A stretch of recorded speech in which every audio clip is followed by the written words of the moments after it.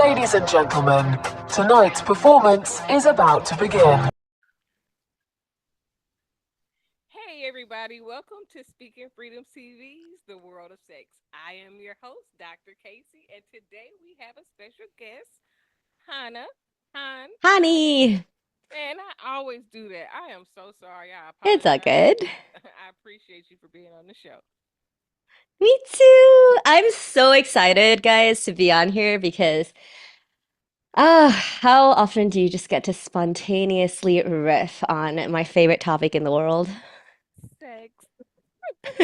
So tell us a little bit about yourself.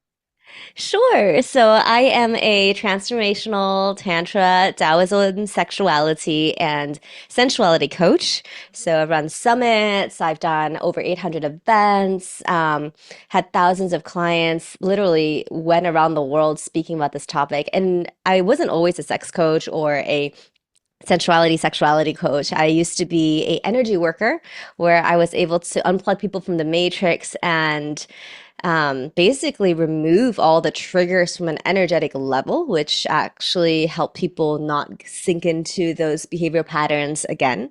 And then prior to that, I was a business coach that helped people go from corporate to startups because that's what's happened to me.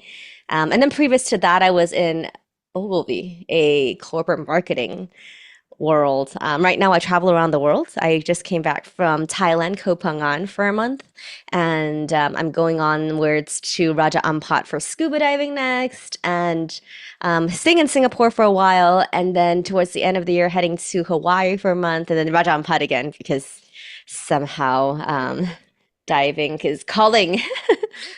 So, I am a sex coach as well, but I do more of talking about sex. Where when you talk about Tantra, that is more of a hands on approach, or no? Yeah, totally. Okay, So got it. I have a whole program that is like a ideation, like all the way sex from a understanding in the brain, all the way to understanding in the heart, and then the embodied flavor, right? So one of the things I do is also tantric massages, which includes both yoni and lingam massages.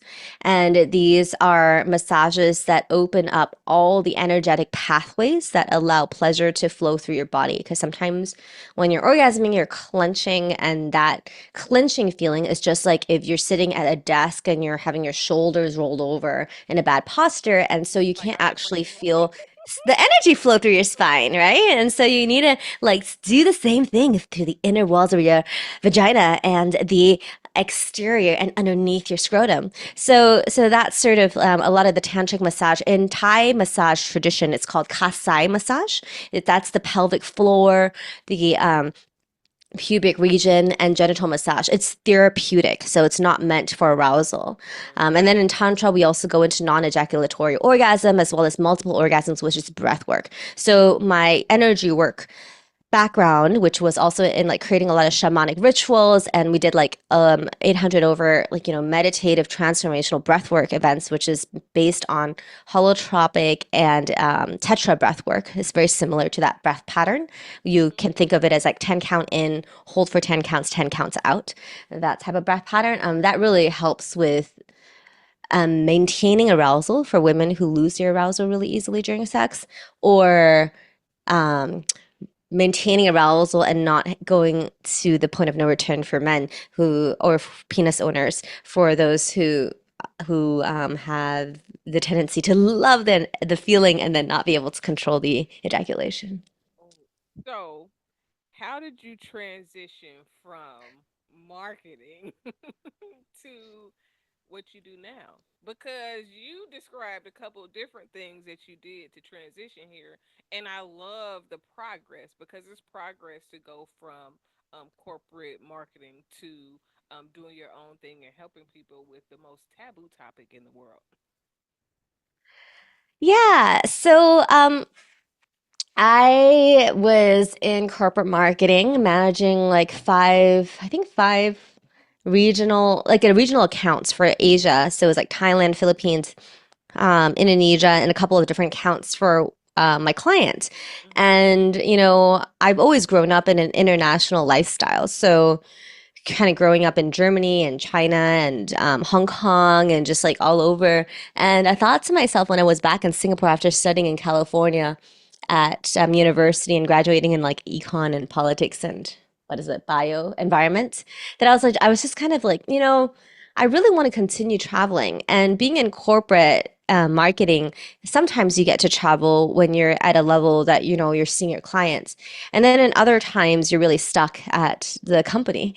And I looked at it and I was just like, I don't know if I want to stay here for 10 years or 3 years or 5 years. Like, what would my progression look like?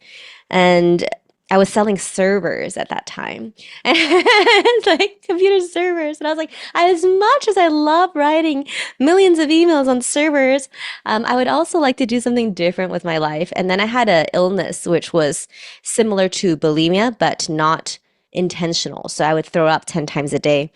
And I thought to myself, after doing this for 15 years, actually, it started in high school, and I was going through it alone. I didn't tell anybody about it because I was quite ashamed of it. And with it came a lot of secrecy and just this feeling of not being able to be authentic with people because I didn't want people to know about it. Like, so during the healing journey of that, I went through a lot of plant medicine retreats because Western medicine and Eastern medicine didn't work. And when none of it worked, and I was doing like, it was like almost like a part-time job, like trying to figure out what was wrong with my body and how to recover. Yeah, I found out about a medicine that ibogaine actually, shamanic roots in Gabon in Africa, for coming of age rituals, but also for healing like diseases. And it's used in the Western world for breaking patterns. So people with addiction, it like breaks the pattern of thought. I thought the behavior was a very ingrained behavior pattern that I wanted to break free from. So during that meditation practice, I was self-facilitating, because by that time I had already gotten my facilitators confidence to self-facilitate ceremonies and plant medicine ceremonies. And then when I did that, I had this vision and I asked myself, am I ready to let this disease go? And deep within me, before I even finished the sentence, you know how like when you think of something, when you ask yourself a question, it like in your brain, it almost is like types out. Before the sentence even finished, a voice came through me and it was like, yes. And it was like a full body yes. And so in that moment, I just recognized that I wasn't on the path that I was on. The reason why this disease was here was because I was serving another mission than what the mission I was supposed to be serving was. And even though I had zero experience in entrepreneurship and zero experience in any of this, I knew that it was either a choice of like staying sick or like breaking free. And it was terrifying at that point because of the income loss and the reputation loss and everything on that. But I decided that I was going to give it a shot. And so I did that. And that's when I wrote my book. It was an Amazon bestseller, You Only Live Once: Life and Business Innovation Style. And I started iterating on building a life that really fit what I had envisioned to be me. And during one of the so I was learning business, right? Because like right now, business in a corporate is very different from business as a human and in a small like one person, two person room or shop or whatever. And so I was learning business and I was in this like spiritual business community, which was basically business with energy workers and a business with holistic practitioners. And one of my best friends that I found during that, I was literally flying to San Francisco. This was a San Francisco academy. I was flying there like 7 times a year from Singapore because I was like really dedicated. I needed to like hit those goals. I was in that masculine rah rah like sort of vibe to really get there. This was in 2017. And then one of my best friends was like, you know what? Um, I have a sense because I was asking her, I was like, tell me about that sexuality thing that you did. And what you mean you got like a 2 hour orgasm? How does that happen? And like she was like telling me all about her the stuff that she was like working on and like her mentors and everything. And I was like, tell me, tell me, tell me. And she was like, the enthusiasm and the level of depth that you're wanting to know about all this, you need to learn like more about that. She's like, you don't even need to hire me as your coach. You need to go to the source. And so she was like, you're meant to do this work. And I was like, no, no, I'm a business coach. No. And then I just denied it for like 5 years or so. But I went to learn from her teachers. And that's when I learned about deliberate orgasm, learning how to cultivate a pleasure perspective, how to reduce shame, how puritanical thought process, especially in Asian culture and many other cultures, Christianity, like, religious cultures really shame women for pleasure. And then I learned, even though we know this, right? Like theoretically, to feel it in your body and to realize that, oh my gosh, you mean my orgasm is not as good because there are these subconscious belief patterns that are holding it back, and I didn't even know how good it could get. Like that took me a while to integrate. And then even talking about it during it, being like, what can I actually experience that's better?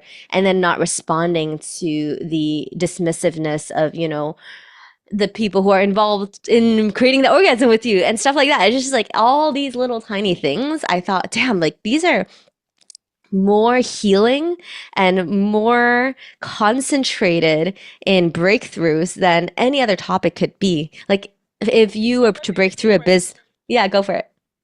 What Sorry, just rambling, but It's let okay. me know. No, no, no, no. You're fine because it came to the point to where I want to ask, what was your sex life like when you started this process of learning tantra and sex coaching?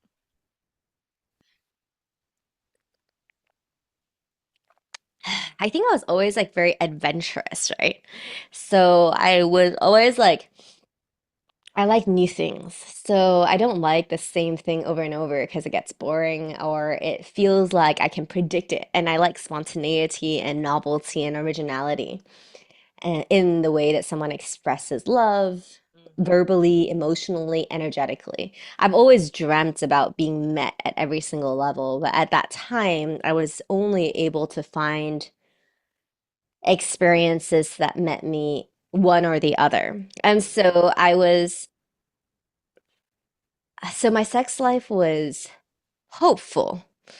It was optimistic, Mhm. but the reality wasn't really like reflecting the potential that I knew it held. How is your sex Because life now? ah, it's dynamic, it is rich in fabrics of emotion, and it's a whole full course meal. How did your work help you to enhance and deepen your sexual experience for yourself? Because I know sometimes we take on work assignments, but it's harder to apply it to our own lives. So tell me more. I think that for me, it's the techniques I've known for maybe 10 years, a lot of these techniques, right? These breathwork patterns that I teach. But the thing, or that you probably know as well, but the thing that really made the difference was how coming back to love, how diligent I was about coming back to love. Just like how you keep a clean kitchen or Mhm. a clean, I don't know, whatever you want to keep clean in your house. Um, to keep a clean channel of love between you and your partner, or between my partner and I, it was the most important thing to create room for sexuality to bloom. Mhm. So any triggers, any resentment. Like it's the absence of that that creates the space for ultimate sexuality. It's not about the new technique or the new idea or the new whatever. It's about the care of tending your garden of together. No weeds, like let's go through the soil again. Let's go get some water and like, let's trim the trees and prune the stuff. And so it's really about that creates space, and that sexuality is a natural thing and attraction. And the best sex is a natural phenomenon when it's in the support of a fully watered garden and a fully happy garden. I So that's sort of definitely my agree. new perspective or my perspective around that that made the biggest difference. One of the reasons why I created this show is, of course, I keep saying that the topic is taboo, but because there are so many blocks and mental um, confusion, so much mental confusion about um, the natural essence of sex and pleasure in general, and just enjoying ourselves in the midst of who we are as human beings. So when you talk about how it's so much to weed through, you're right on point with my mindset in creating this platform. Now, you said you were kind of adventurous. So, what has been the craziest thing that you've tried sexually,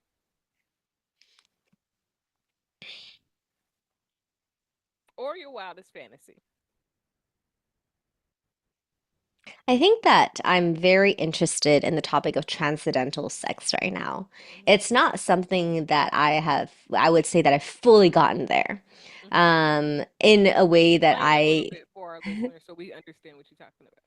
So, sex can happen on a purely physical level, genital to genital. It can happen on a solar plexus level. It can happen on a heart level where you feel like you're having a heartgasm, Hmm. like heart to heart. You feel this when you're like, feeling like almost teary move, like your throat opens up, your tear ducts and your throat and your heart, but your body is connected and the pleasure runs through that. And then it can also be in your throat. And so the words you say start like vibrating like full love. And it Hmm. also can go into your brain and, you're intellectually stimulated. Hmm. And then there's another realm, which is a realm where you're basically channeling the divine, or there's something else is running through you in a pure way.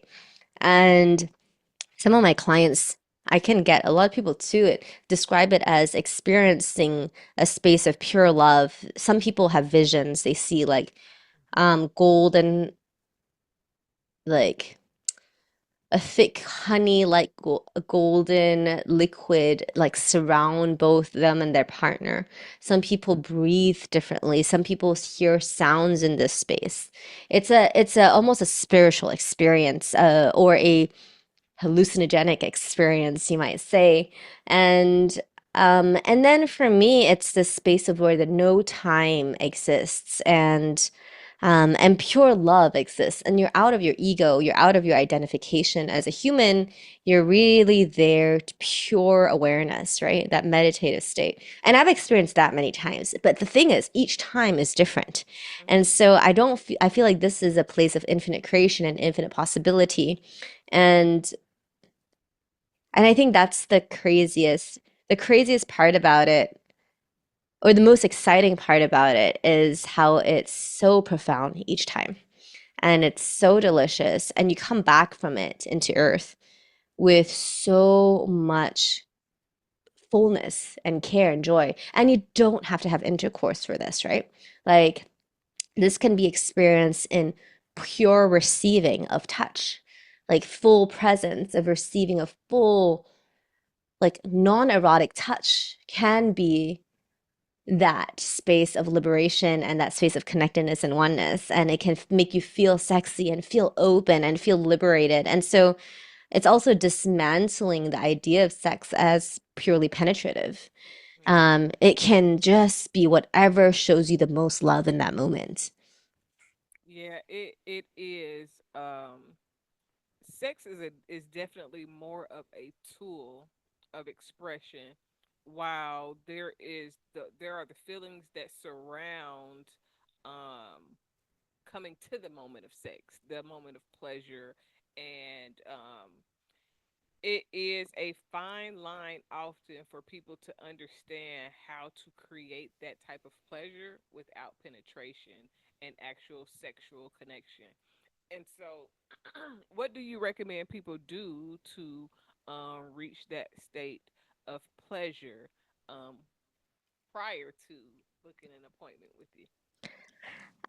I think that there are so the couple of breathwork practices that I teach, which is popularized by the Taoism tradition in Chinese medicine, is first of all, understanding how energy works. Well, the first point is what we spoke about in the beginning. Weed your garden, right? How are you going to grow anything if your garden is full of weeds? So definitely deal with all the emotional blockages. You're not going to get there if there is stains everywhere in your, if the energy can't flow through, it's just not going to do it, or it's going to take a lot of time. It's like a clogged pipe in your sink. So clear that pipe. And then once you clear that pipe energetically, emotionally, psychologically, all those, which is a whole other story. Then you cultivate the sexual energy, and the sexual energy is arousal energy, it's life force energy, it's creation energy. The creation energy, you make babies, the creation energy of creativity, the energy that makes you feel full and alive. And so you cultivate that. You cultivate that with the back practices. So in our program, we teach practices that circulate that energy, that grow that energy, that harness that energy, and then that expands it, and then also gives it to with a partner, and how to direct it into projects and work and leadership stuff where you want to create something bigger than one person or two people. And so that's number two to three. Um, do the energy practice, use the energy practice, and then four, practice it, Hmm. because the transcendental space that we're speaking about is not something that is a goal oriented place. It is, again, like we shared, it's the result of, it's a natural state of being. You look at these babies running around, right? They're like in this natural state of psychedelic bliss, like just being like one with the tree, one with the bird, or like one with the floor, and like so that's sort of like the space that you're being in while you're being an adult, right? You're being in that space, and it's natural. It's a natural drug. And so we're really experiencing an expansion of pleasure Hmm. and an expansion of being with the true pleasure that you're experiencing, not as a kid, but as an adult, with that same level of openness and same level of blank slate. No prejudice, no judgment, no like Preconceived um notions or anything. projection of space. Hmm. What's that? What were you saying? I was saying there's no preconceived notions or anything Yeah, about nothing. your experience. So, what are your thoughts, professionally and personally, about poly relationships and or multiple partnerships? I think that relationships ending is it's a beautiful opportunity Hmm. to communicate honestly with love. Hmm. I think it's an opportunity to complete a thing as beautifully as you would wrap a present. And that can be emotionally, and it can be clearly done in a communicative way. And of course, this is very challenging. It takes a lot of skill, a lot of inner work, and a lot of patience and persistence and facing our own shit to be able to do it in a way that is clean and caring, and it can still blow up in flames. So I think it's a challenge, and it is a opportunity at the same time. Relationship ending, there's the conscious uncoupling that I refer to a lot, which I think it's a book. We can probably link it down below for people. And it's a beautiful way of how to honor and ceremonialize the relationship, like a graduation present, graduation to the Right. next stage of your chapter of your life. Hmm. Um, and then poly multiple relationships is another PhD in relating. Yes. So so it is possible to do it in a way that is constructive. However, it requires a large amount of dedication. It is a full-time job. It is five full-time jobs. It's something that you need to understand that you're dealing with maybe seven boss-like figures. Like that's the level of dedication it requires of you. And so if you like, I feel like if someone enters it thinking they just want more sex. That's like not the right way to go through it. It's Right. definitely about like how can you see yourself. Hmm. It's like relationships on steroids, right? It's like how can you face the darkest, most ashamed parts of yourself over and over again, work through all your potential triggers because you're doing the weeding the garden, but you're weeding like seven gardens. Because every time someone Yeah. triggers something, another garden of weeds pop up, and you're like, okay, great, I'm gonna have to open my eyes and look at the weed and like look at it again and see if I want to take it out and like go through trauma and then take it out and then like like you have to go through that whole process. And it's however many times over, as many relationships as you add and include. And a lot of times I think that if you're not mindful, you will get lost in just the chaos of having so It's many. intense. What if there are like snakes in there? There's lions in there. There's like this in there and that. Like you get distracted from the purpose of the relationship, right? Hmm. And then you get lost and yeah, exactly what you say. You get lost. It's really, really, really, really, really important to have a mindfulness practice, a centering practice, practice to come back to yourself. Because if you're pulled in like seven directions, let's say like you can have seven partners at the same time. I think two is more than enough, but three maybe, like, but depending on how frequent and how intensely you're engaged with each person. Hmm. Um, and how much work they have personally done as well, because Right. if you're dealing with someone who's a beginner, it might take up all of your energy. But if you're at a level that you have had a certain level of experience, couple a decade, and then you're teaming up with some other people that have decades of experience, it might be easier, right? Just like how I don't know, programmer who has 20 years of experience and writing code with another programmer who has 30 years of experience could write code much faster than a beginner coder and another beginner coder. So it's Right. just about like understanding like all the things that could go wrong and then making the right decisions, communicating in a way that is like doesn't create too much explosions and triggers, and then supporting the other person to go through their triggers. It's all about trigger management. I think when you start to, I am pro choice when it comes to relationship dynamics, because I found that there are people that have very successful poly style relationships, open relationships, and so many other facets that are beyond monogamy. But getting through the barriers of the mental playback of how it's either wrong or whatever the case may be. But the biggest and hardest hurdle to jump over outside of figuring out how you're going to manage the sex of the relationship is definitely managing the emotional turmoil that comes with it. No matter how much you like threesomes or foursomes or orgies, when you involve emotions, it stirs up something totally different than just sex. And a lot of people, we have two things that comes when they talk about poly relationship or multiple dynamics, is that you have the religious world who are totally against it, despite the fact that people in the Bible and most religious books had hundreds of wives at different times and concubines and all of those things.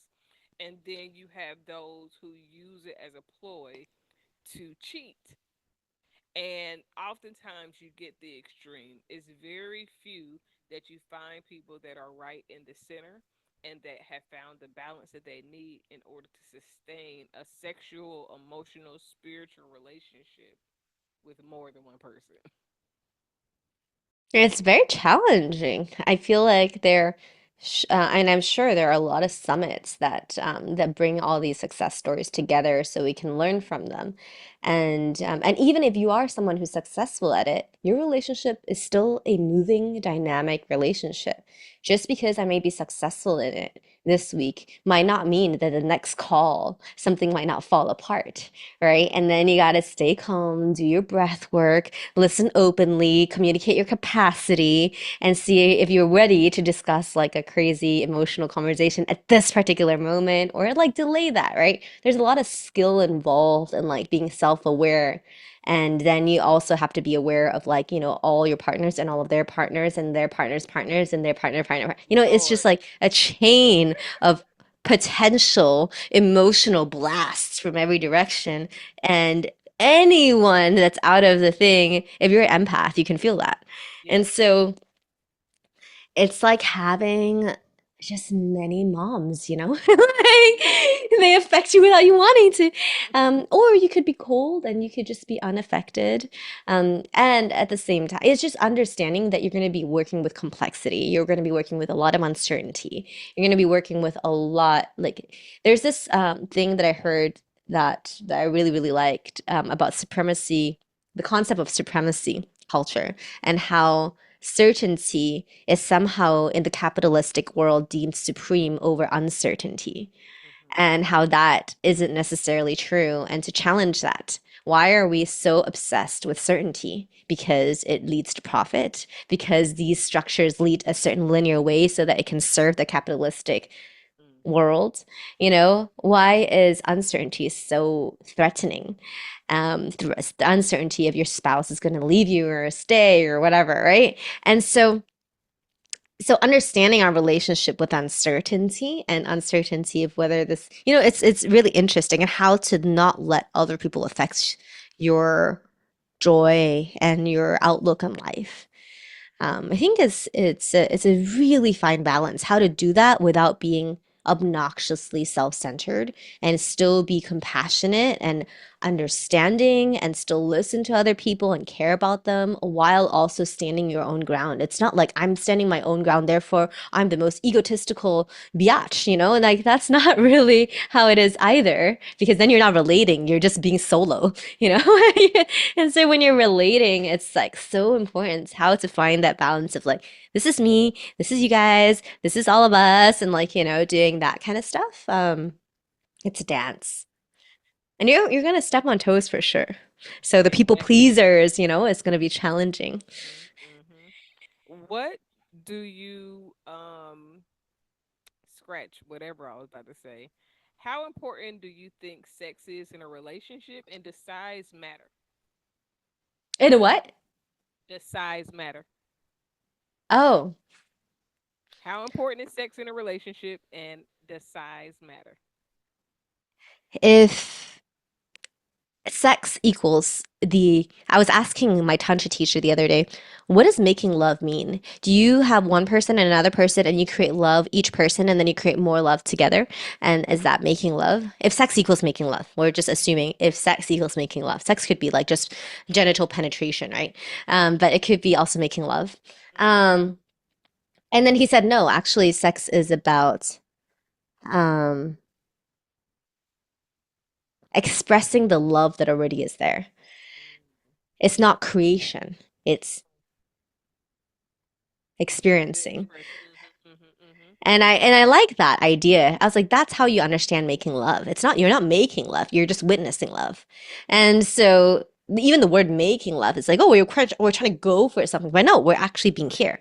And so I really like that experience. And so when you're saying like, okay, like if we're just witnessing the truest, most authentic version of love in this moment, then then it's very important. It should be in every moment of my day. Why is it not? You know? And then does size matter? Does size come into play of witnessing love? Sure. The size of your heart, maybe. The size of your hugs. So, um, The I size of your smile. so I have posed these particular questions because I was a person that once thought that size didn't matter. But I come to find out that especially without emotional connection or attachment, especially without anything that is adding to the physical feeling, size definitely matters. And but I think the more of the challenge is figuring out what size you're dealing with when you're dealing with people. And of course, back to the smiles and the egos and all of those things, because all of that plays a part into how you enjoy and experience sex. And then a lot of times I see women talk about sex not being at the forefront of their mindset, or as though it's not important, along with size, but I think that sex is fundamental for bonding and the connection that is established within a relationship. And the less you have sex, the more likely you are to find yourself parting ways, find yourself separating on not just the spiritual, a physical level, but also the spiritual and emotional level too, because now you don't have that bonding time to come together. So it kind of brings me back to what you said earlier in the beginning, as far as being able to experience um, that essence of the experience more than just the physical nature of what's going I think that I absolutely agree with you. I absolutely agree that like sex is crucial for bonding, like penetrative sex. And and on. But you that know what? It's all the things that lead up to the sex that yes. actually make sex the more powerful experience. Totally, totally. Because like if you're like not into it and you just got into a fight, like your body's not going to be open, right? And so you need to go through the whole healing process to lead up to the actual natural consensual 100% consensual opening. And you can see that like your genitals will literally be closed, right? And not open. So then it's like pretty damn obvious. Like she speaks for herself, right? Right. And so so yeah, there's like a whole process of being like, okay, now she's relaxed. So what else do you need to say to her? You know, do you need to apologize right now? Look what she's saying. So there is like a lot of activity that happens to weed the garden before intimacy and penetrative intimacy. And the other point that I really liked what you said was the bonding and the maintenance of that connection. And size does matter because it feels more pleasurable. I find that that is true. And also the communication during sex is really important because you can hit those spots that are pleasurable um, with any size. You can use a finger too, right? And so it's really about the precision. It's like when you're shooting a gun, you need to shoot the target and also around it to massage the rest of the circles around the target. And so so it's really about like hitting it, you know, and then also not ejaculating or from a man woman or penis vagina perspective and being able to maintain that pleasure, right? So it's and that's communication because how do you know where the target is if you don't talk about it? Mm-hmm. And how do you know what the speed is or like what the pressure is or like it has the pleasure point moved because it's a moving target sometimes. Mm-hmm. And so that requires communication, which is what I also have like eight frameworks of different ways of communicating to find the moving target. And then and yeah, and it's just so beautiful. And then the breath work. So then at that moment, you're like really looking at the breath work practices to maintain that level of arousal. And I think that size matters. And did you know that actually size increases when you're highly aroused? Not only just your regular fully erect, if we're talking about like penis owners, it's not like your regular fully erect penis, but like sometimes it also molds to the shape of the vagina. It like can get fatter. It can get like if you're typically like kind of skinny at the top or like fat at the top, like it can like change its size like and it doesn't always happen right out of like maybe 20 times it happens like once where it like kind of morphs into a So, different so wait. So you're telling me that they have shapeshifters, basically. there are yes there are shapeshifters and then it depends and that's the, when the emotional connection is there they shift shapes and it's not just a hello this is how it is ding you know it's actually like there's so much like calibration that's happening. It And I sounds like find a that lot fascinating. of chemistry that has to take place in order for you to come into that type of alignment with each other. Yeah, it's an empathetic, it's a penis empathy, and empathetic with the shape of the vagina. And also you've weeded your garden, right? So then the body naturally has energy to to direct to the sides, or and then the inner walls also shift and grow, and to do it in a way that hugs it in the particular configuration. And so it doesn't become a mechanical process anymore. It's a very dynamic process. And to access that level of precision and responsiveness, you need to be fully open, which is why we do all that healing work up front to give it the opportunity to respond to each other. So it's purely a communication that is, you don't have to really do much. You just need to relax. How could people find you if they were looking for you and they like, listen, I need this work. She got something that I need. How do they come and find you? I would love for you to find me. I'd love to share with you more. I have a website that's called YOLOabundance.com. You can /SLP for Central Liberation Program, which is where we talk about all of this stuff. You can also find me on YouTube, Hani Cheng. And I also have website on Tantra Singapore or Tantra.sg. So there's multiple places.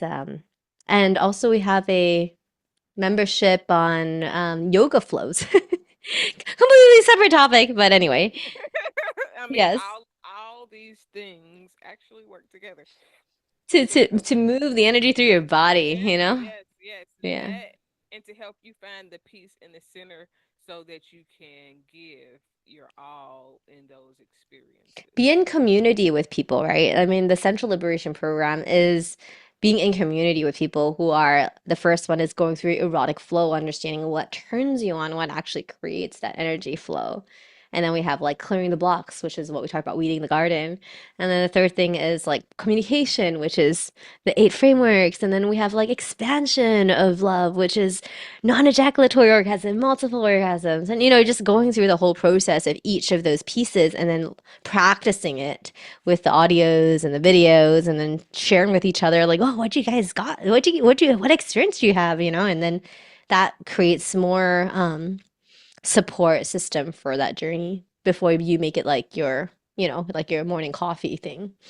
Right. Do you have any advice that you would like to give our listeners and viewers? Take action today. Whatever action you take towards your sexuality, just do something about it. Do something. Do something. Yes. Do yourself. Do yourself too. Listen, a lot of times you learn your pleasure points and what you like from the experiences that you have with yourself. I know you have been shamed to think that any form of self pleasure is bad, but it's not. You don't know what you like until you know what you like. And the only way you can learn is to start with yourself. Yeah. Don't give other people the keys to your pleasure. Do it. Find it. Unlock it. And be it. All right, you guys. Until the next time, this has been The World of Sex on Speaking Freedom TV. Bye. Bye. Hi, I'm Kaci, Dr. Kaci. Welcome to Speaking Freedom. We are happy to have you, and we hope that we are able to help you in every way possible. Have a good evening. If you've enjoyed this video, like, share, subscribe, and turn on your notifications. New episode every Friday.